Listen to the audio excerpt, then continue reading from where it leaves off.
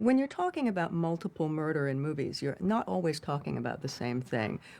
Serial killing is a very specific thing, and people are very familiar with what that is. Serial killings are done by a single person over a period of time, possibly a very extended one, in which there are multiple murders that bear a relationship to one another, either by the method of death, the style of presentation of the body, or even the type of victim. But serial killers aren't the only multiple killers. Mass murderers, something we think of, I think, primarily when you talk about war. Mass murder is a term that comes up there all the time. But you also see examples throughout recent history, even, of people who just kill a whole lot of people at the same time. The term going postal is the perfect description of that. And then you have spree killers.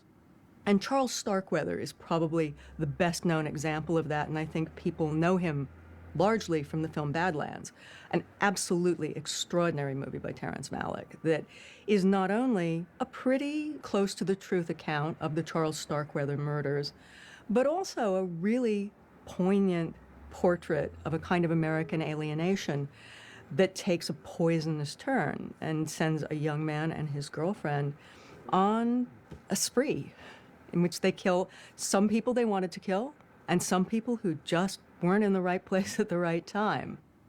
All of these kinds of killers are completely terrifying. Nobody wants to run across any of them. But serial killers seem to have an almost supernatural aspect to them because the compulsions that drive them are so alien. That's why so often in investigations of serial killings, when people talk to the neighbors say, I would never have thought, what is it that I didn't see that I should have seen about my neighbor Jeffrey Dahmer? And the answer is, I don't know. Sure, there are things that in retrospect seem to be part of a pathology. The fact that he was extremely socially awkward, the fact that he had hobbies that most people would consider unusual, including dissolving animals' corpses so that he could study their bones. But you know what? His answer to why you do this was, I'm interested in bones. People who grow up to become doctors are interested in bones.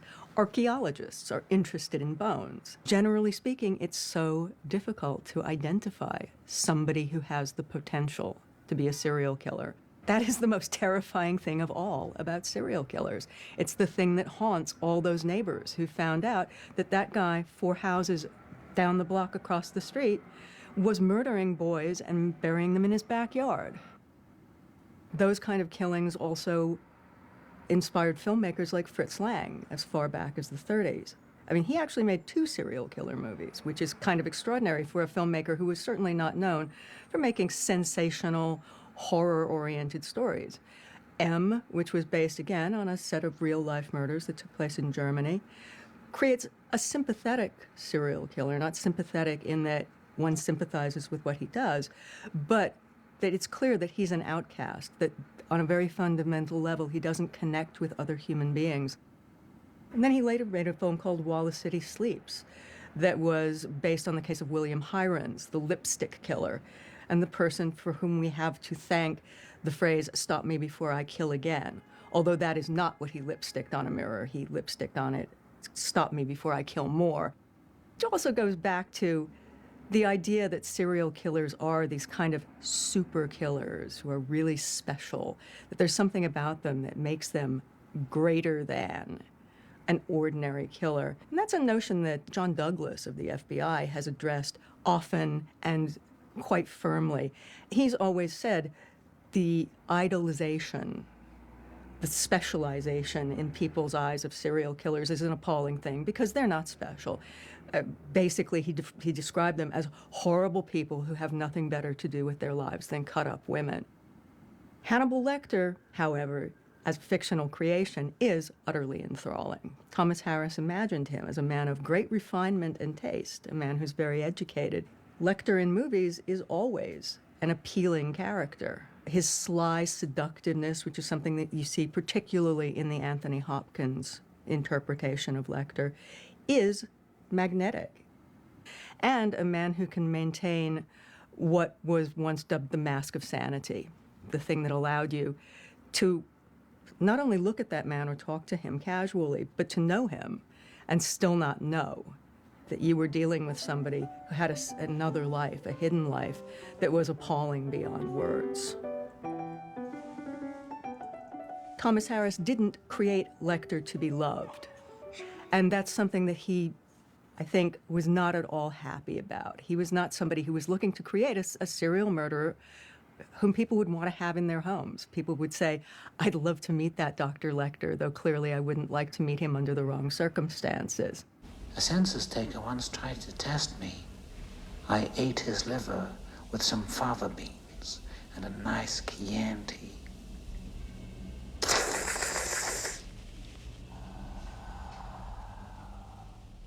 Buffalo Bill is a character who represents, first of all, the opposite of the Lecter kind of serial killer. Buffalo Bill's not that smart, but he's also a character who was really very controversial, particularly when the film opened, because he is a character who is on the LGBTQ spectrum, a term that did exist when that book was written and when that film was made, but that was not one that everybody was familiar with. It was one that was much more familiar to people who were within that community itself, rather than people outside that community. And as such, he is now, I think, for many people, a very problematic character. He's an incredibly disturbing character who fulfills a certain stereotype that being on a sexual spectrum that is not the normative heterosexual one means that there's something really wrong with you, something that could easily spiral into being a completely bizarre Baroque serial killer. He's making a woman suit, which is something that goes back to the serial killer Ed Gein. That's exactly what Ed Gein was doing, although by and large, he was robbing graveyards. There's no better or worse when you get to this kind of thing. It's all really, really ghastly and beyond the comprehension of most people. Historically, serial killers are not something that you really hear spoken about until you start looking at the 19th century. I have no doubt but that Thomas Harris was highly familiar with the Ripper case. It was a case that was confounding for the London Police Department. What they understood was people who did violence to each other for what seemed to be logical reasons. Not necessarily good reasons, but logical reasons. As the Ripper killings continued, it became apparent to the London police that they were not looking for the kind of ordinary murderer whom they saw day in and day out. They realized that this was a single individual who was committing murders serially, although they did not coin the term serial murderer, and who was becoming more and more violent as the crimes progressed. The last murder, the murder of Mary Jane Kelly, was appalling. The image of her entrails draped over the head of her bed is still utterly, completely horrifying, as is the complete destruction of her body. That's the kind of thing that is the sign of a serial killer at the end of a serial killer cycle, the point that people call decompensation, when they've reached a level where they are really completely out of control. The Ripper case is one in which nobody knows what happened to the Ripper. The London police never caught him. Some people have theorized that he went to America and picked up doing his nasty business there in a country where there was much more room for you to get lost. But that's what makes the Ripper case so incredibly compelling, because you can theorize anything. The number of theories about who the Ripper was, or even what sort of person the Ripper was, how the Ripper might have gotten away, what might have become of him. Or occasionally people suggest her, but not generally, because even when women do commit serial crimes, and there are examples like Eileen Wuornos, they generally don't follow the same kind of progression that men do. I'm not going to offer an opinion as to why that might be. Hannibal Lecter's life extends far beyond Silence of the Lambs. Thomas Harris went back and addressed him in the book Hannibal. Hannibal Lecter was the product of a horrible, horrible background, which is something that you don't know in the first two novels. You know virtually nothing about where Hannibal Lecter came from, what his childhood was like, what made him into the person beneath the person. Certainly one of the places where you really see Hannibal's background being discussed at length is the television series Hannibal, which explores the relationship between Will Graham and Hannibal Lecter before everybody's onto who Hannibal Lecter is. Hannibal Lecter being played by Mads Mikkelsen an actor who brings an enormous amount of charisma, but an enormous amount of menace to the character as well. In part, I think, because he's extremely large, which is not true of all the actors who have played Lecter. And what he does in his performance in this show, which is really terrific, is sublimate his physical size to the fact that he's an extreme aesthete, that everything he does carefully. And of course, what he does a lot of is cooking, which, well, what can you say? But he does it with extreme care and extreme precision, and the show focuses very closely on the specifics of putting together a rack of lamb so that it stands perfectly, binding up a piece of meat so that it will cook in a certain way. Everything is done with an enormous precision and grace that helps maintain a kind of mystique around Lecter, even as, in that series in particular, the crimes that you know he's committing, because nobody comes to that series not knowing who Hannibal Lecter is, are absolutely bestial and very clearly depicted, far more clearly, actually, certainly, than in the earlier films. Will Graham and Clarice Starling exist as foils to Lecter. They're the people who have the kind of empathy that Lecter has, who have the kind of ability to imagine, if you were in this crime scene, what is it you would have done? And in both cases, you see that it takes a toll on those characters. It takes a far greater toll on Will Graham. Will Graham is the guy who has empathized so deeply that all he wants is to get Lecter out of his head. And Clarice Starling, in particular, comes from an extremely difficult background, a background that prepared her, toughened her to do what she's done with her life, to get into the FBI Academy at Quantico, to complete a very difficult training course, and one that doesn't favor women, and particularly didn't favor women at the time that the novel was written and the first film was made, and equips her to go head-to-head with Hannibal Lecter, whose specialty is messing with other people's heads. And there's a lot in her head to mess with, and he knows it. And yet he develops a certain affection for her, perhaps because he sees that he's talking to somebody who is about as smart as he is, but different in some way that he doesn't find offensive or threatening.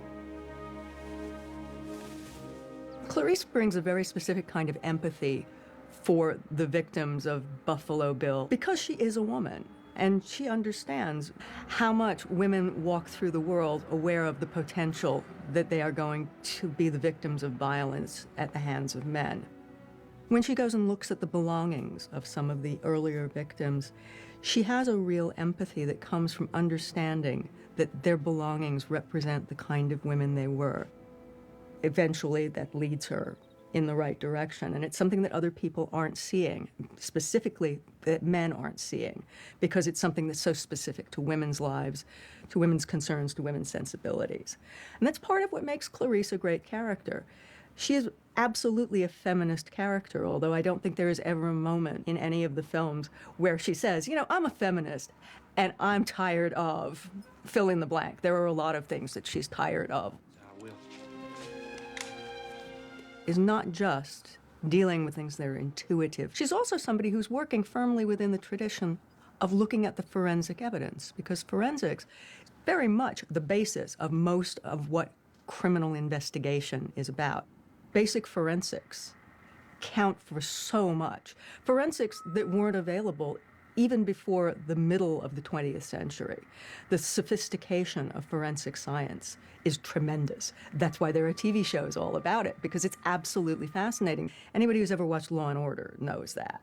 It's all about gathering up the kind of physical evidence that will tell you things about what kind of person was here, what kind of thing exactly happened in this room. One of the things that's really interesting about the Silence of the Lambs phenomenon is that I think that that is the book and the film that put the word profiler into a larger popular conversation. Profiling is both an art and a science, and that's why some people are extremely good at it, and some people just aren't as good at it. And Lecter is an extraordinary instructor. He is teaching Clarice Starling to be a profiler. He's giving her, bit by bit, the kind of information that she needs to become more than an investigator who goes by the facts and the evidence. You were telling me the truth back in Baltimore, sir. Please continue now. Well, I've read the case files, have you? Everything you need to find him is right there in those pages. And tell me how. First, principles, Clarice. Simplicity. Read Marcus Aurelius. Of each particular thing, ask, what is it in itself? What is its nature? Having Lecter be your instructor in profiling is like having Albert Einstein teach you physics. It's not just that he knows pretty much what there is to know about serial killers, but that he is one himself. He's got that tiny piece of the puzzle that the best profiler you could possibly study with isn't going to be able to give you. Part of our obsession with serial killers is that in the 21st century, people don't believe in a lot of the things that people used to scare themselves with. I think it would be hard for you to find somebody who would tell you that they really believed in vampires. Most people don't believe in werewolves. Some people believe in ghosts, but ghosts are generally not on the murder end of the supernatural spectrum. But serial killers are real. We know it because we read newspapers, because we watch television programs that make it very clear to us how real they are. And that's assuming that we're lucky enough not to find out that the guy down the block was a serial killer, the guy that we knew for years. That's a horrifying revelation because what it does is it bursts the bubble that most of us walk through life in. I mean, Ted Bundy, by and large, didn't kill people who were close to him, and most serial killers who have killed somebody who was close to them did it at the beginning. It was because they were the women who were in the wrong place at the wrong time. They were the girls who weren't wary enough that when that kind of cute guy with the cast on his arm came up to them and asked if he would help them carry something to his car, said, yeah, sure. Lots of women walked away from that. Some women didn't. That's terrifying because it also requires, especially if you're a woman, that you add one more thing to the things that you're always thinking about that have to do with your personal safety. That kind of caution really does come naturally to women. But that doesn't necessarily protect you from the kind of serial killer who looks like everybody else. The person who's the guy next door, the guy across the street, the guy that you work with. You don't work directly with him, but you see him pretty much every day in the break room. That's a truly terrifying thought, and that is way more scary than a vampire story or a werewolf story because it could happen to you.